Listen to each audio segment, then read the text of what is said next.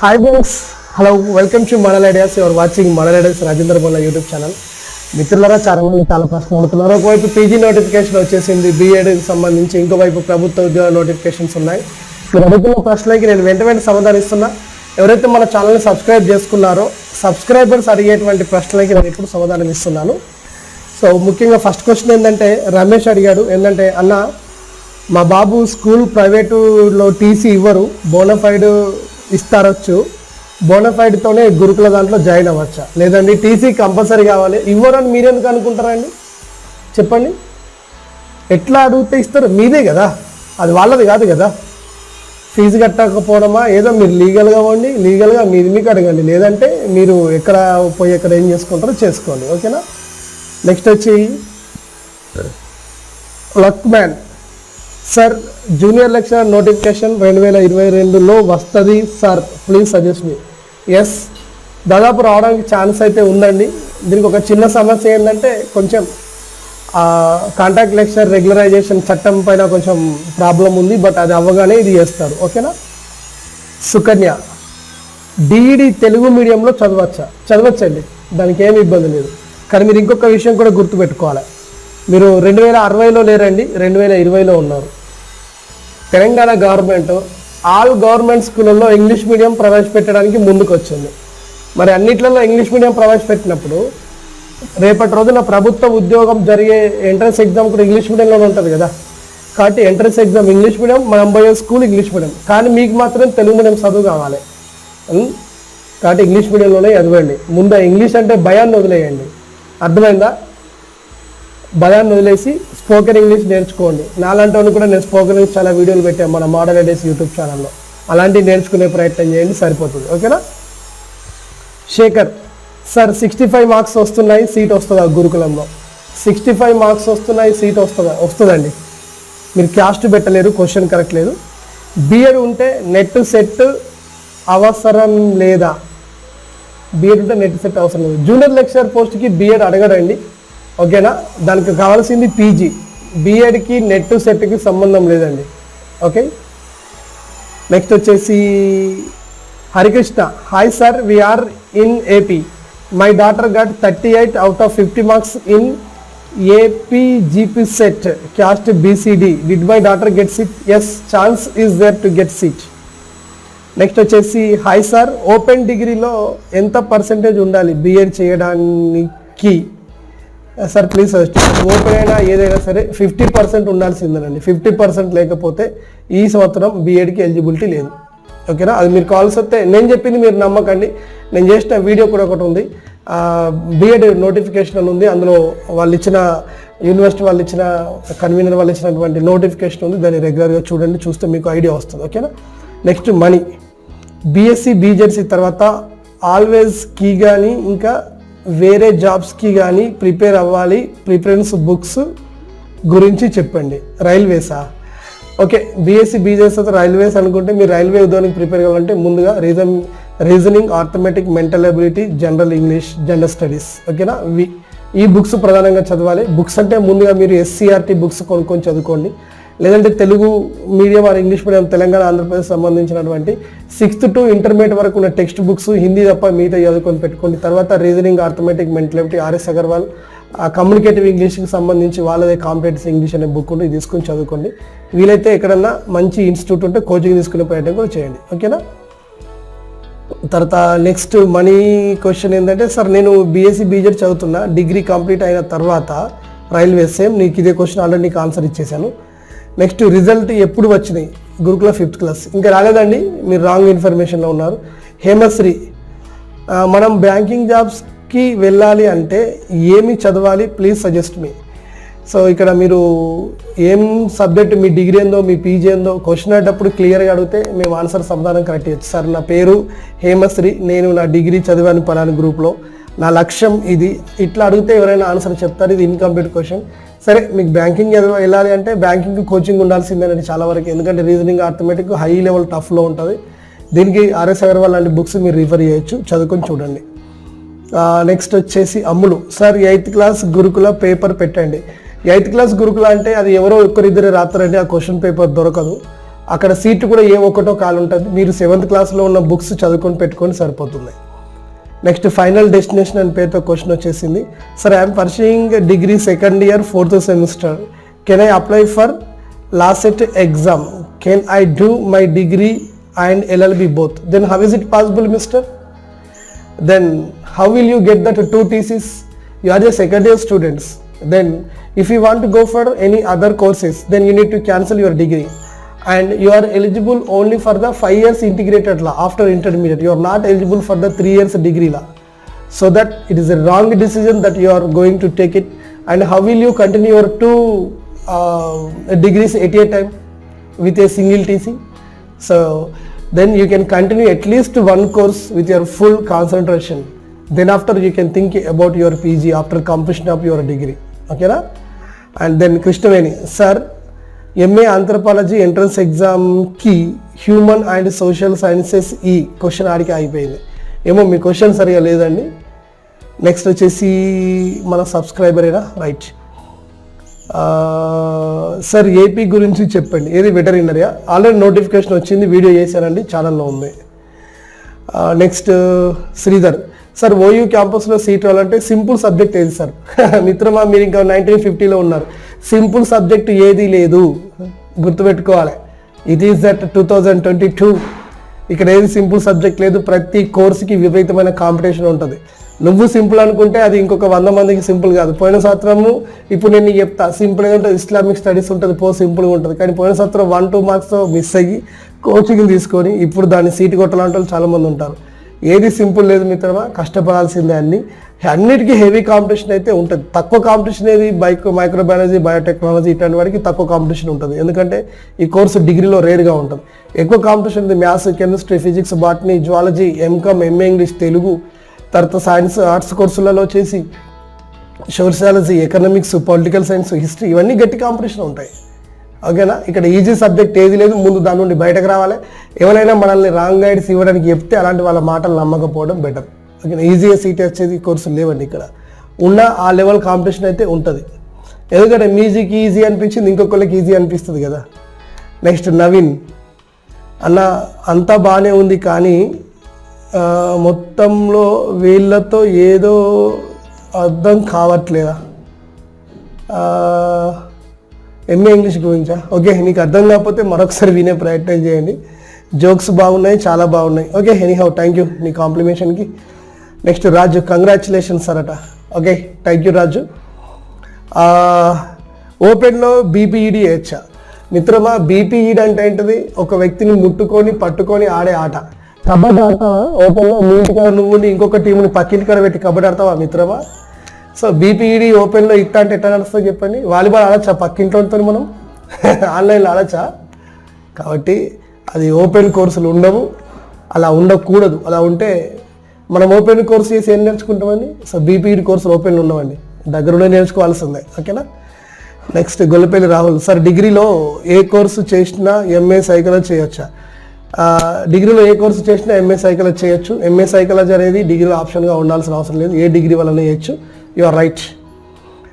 Next ఇంకొక ఆయన ప్రశ్న, క్వశ్చన్ పేపర్ ఏ లాంగ్వేజ్లో ఉంటుంది? తెలుగులో ఉంటుందా?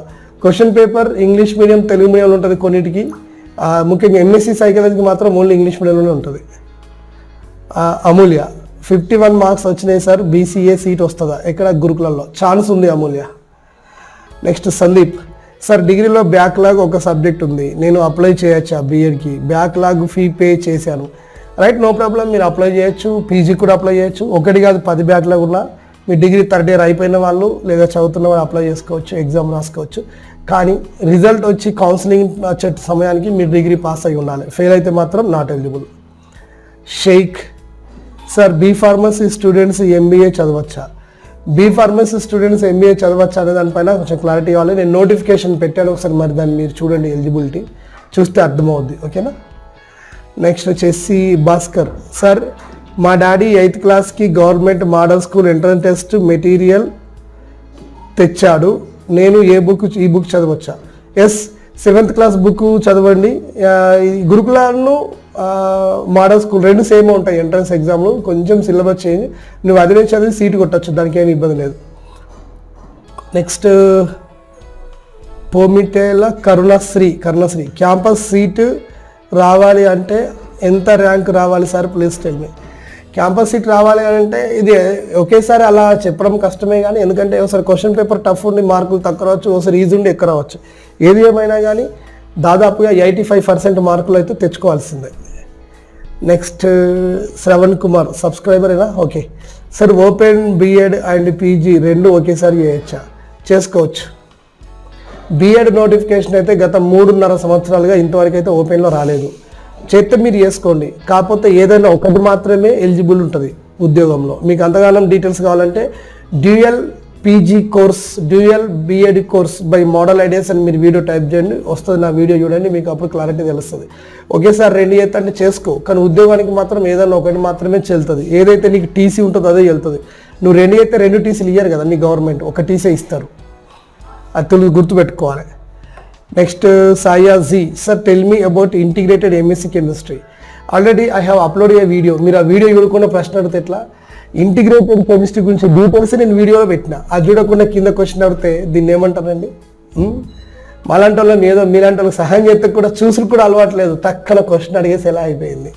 చూడండి, చూస్తే మీకే తెలుస్తుంది కదా. ఇప్పుడు చదువుకోదు నువ్వా నేనా? లైఫ్ కావాల్సింది నీకా నాకా? నీకు కావాలి. నేను ఇన్ఫర్మేషన్ ఇచ్చిన, గంటల తరబడి వీడియో రికార్డ్ చేసి ఇంకా గంటల తరబడి నిద్రలు పోగొట్టుకొని ఎడిటింగ్ చేసి డబ్బింగ్ చేసి ఎంతో కష్టపడి యూట్యూబ్లో అప్లోడ్ చేస్తుంటే మీరు చూసి 5 నిమిషాల వీడియో వెనకాల మాకు దాదాపు అంటే 7-8 గంటల పని ఉంటుంది.